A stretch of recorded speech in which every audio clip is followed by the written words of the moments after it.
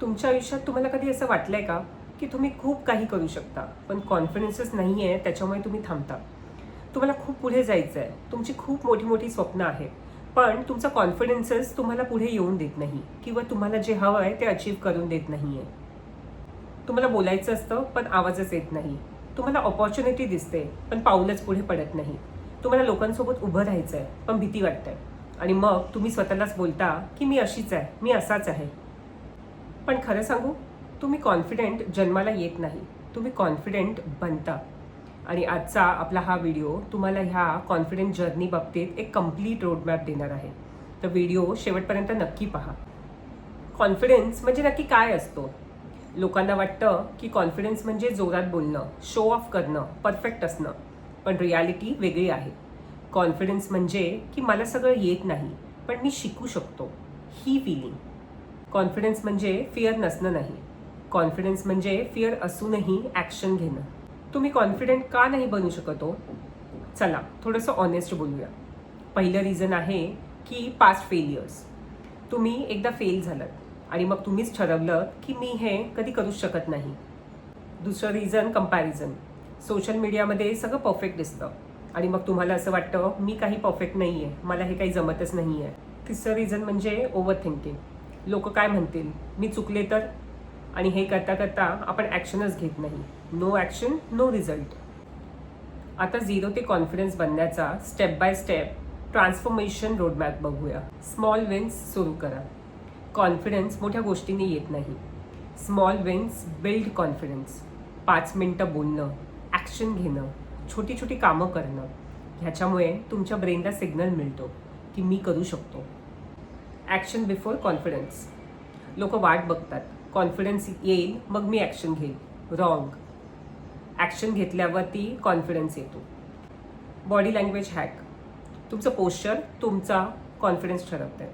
Straight उभं राहा, eye contact ठेवा, स्लो बोलायला शिका. Fake it till you become it. फिअरला चॅलेंज करा. दररोज एक फिअर तोडा. अननोन लोकांशी बोला. मीटिंगमध्ये एखादा पॉईंट मांडा. यामुळे फिअर कमी होतो. Only by facing it. Self talk बदला. तुम्ही स्वतःशी काय बोलता हेच तुमची रियालिटी बनते. त्यामुळे मी नाही करू शकत ह्या गोष्टीला मी शिकतोय याने रिप्लेस करा. आज एक डिसिजन घ्या. मी भीतीसोबत आयुष्यभर जगणार आहे का, की मी भीतीवरती मात मिळवणार आहे? कॉन्फिडन्स असण्यासाठी परफेक्ट असण्याची गरज नाही आहे, फक्त तुम्ही सुरुवात करायची देरी आहे. काय असतं ना, स्वतःला कॉन्फिडन्स येण्यासाठी आपल्याला खूप मेहनत करावी लागते. मी तुम्हाला माझी स्टोरी सांगते. लहानपणापासून माझ्यामध्ये कॉन्फिडन्स खूप कमी होता. माझ्या सेल्फ अपिरियन्ससाठी असेल किंवा जी वोकॅबलरी इंग्लिश जी चांगली नाही आहे त्याच्यामुळे. आधी तर काही वाटलं नाही, पण ज्यावेळेला मी प्रोफेशनमध्ये आली, जेव्हा मी माझा जॉब स्टार्ट केला, त्यावेळेला जेव्हा मी पाहिलं की आजूबाजूच्या लोकांमध्ये किती एफिशियन्सी आहे लँग्वेजसोबत, त्यांच्या पोश्चरसोबत, त्यावेळेला हळूहळू मी स्वतःला कमी समजत गेली. एक इन्फिरिटी कॉम्प्लेक्स येतो ना, तो वाला यायला लागला. आणि मग मी विचार केला की असं मी किती दिवस जगणार आहे? कारण का आजूबाजूचं जग तर पुढे चाललं आहे आणि मी कोणाशी बोलायलाही घाबरते बिकॉज मला इंग्लिश बोलावं लागेल किंवा मला त्यांच्याशी त्या लँग्वेज किंवा ॲक्सेंटमध्ये बोलावं लागेल.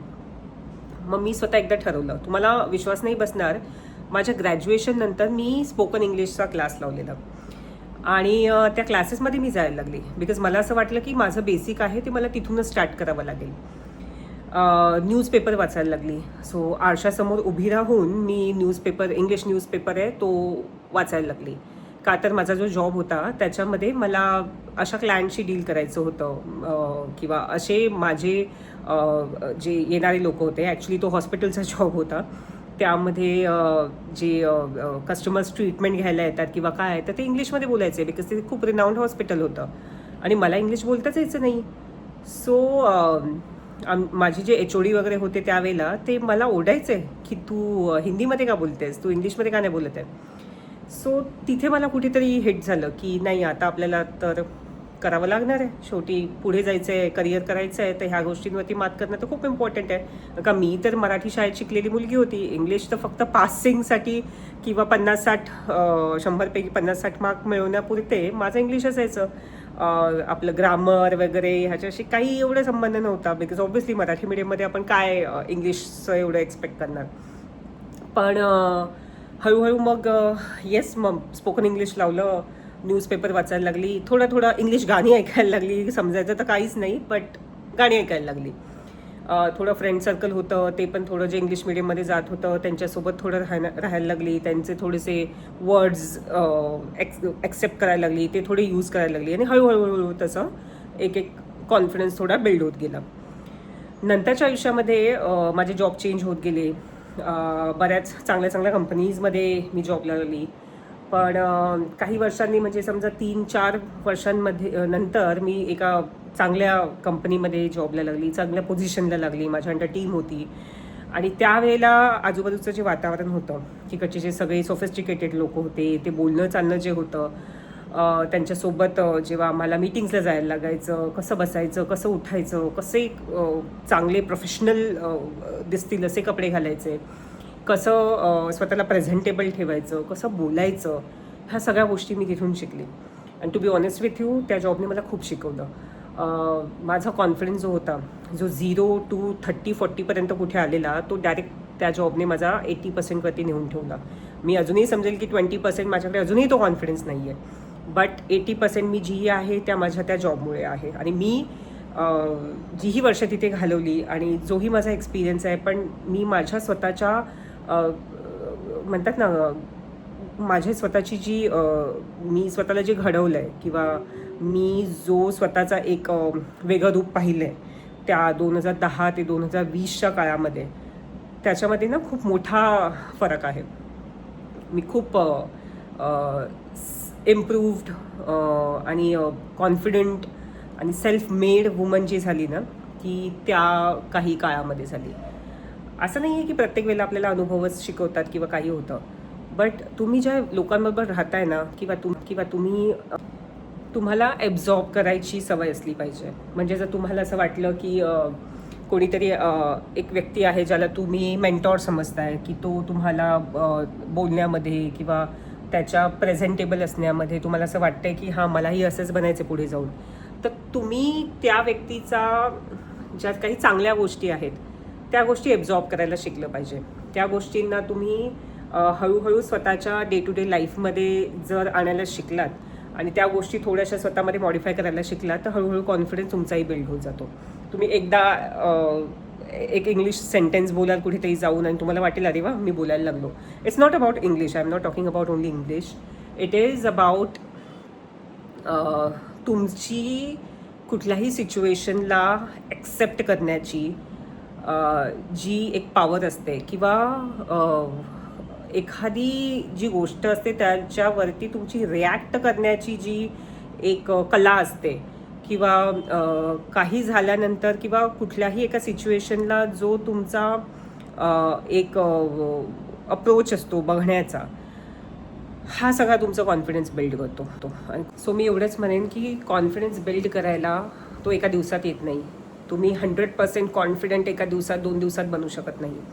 ही एक स्लो प्रोसेस आहे. डे बाय डे तुम्हाला एक एक गोष्ट शिकवेल. डे बाय डे तुम्ही एका नवीन गोष्टीला सामोरं जाल.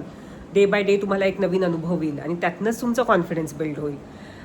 माझी जर्नी जर तुम्ही बोलाल, टू बी ऑनेस्ट, 2007 ते 2010 पण नाही, सॉरी, 2007 ते 2013 पर्यंत माझ्यामध्ये कॉन्फिडन्स बिलकुल नव्हता. आणि 2013 ते 2026 ह्यामध्ये मी माझं एक वेगळं रूप बघितलेलं आहे.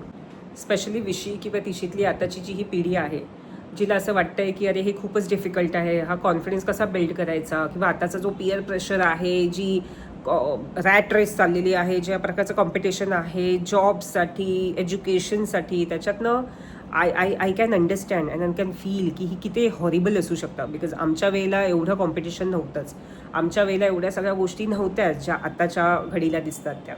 त्यामुळे माझं एकच म्हणणं आहे की स्वतःसाठी स्ट्रॉंग उभं राहा, स्वतः स्ट्रॉंग बना. कुठल्याही गोष्टीला हँडल करण्याची, कुठल्याही गोष्टीला सामोरं जायची एक ताकद ठेवा.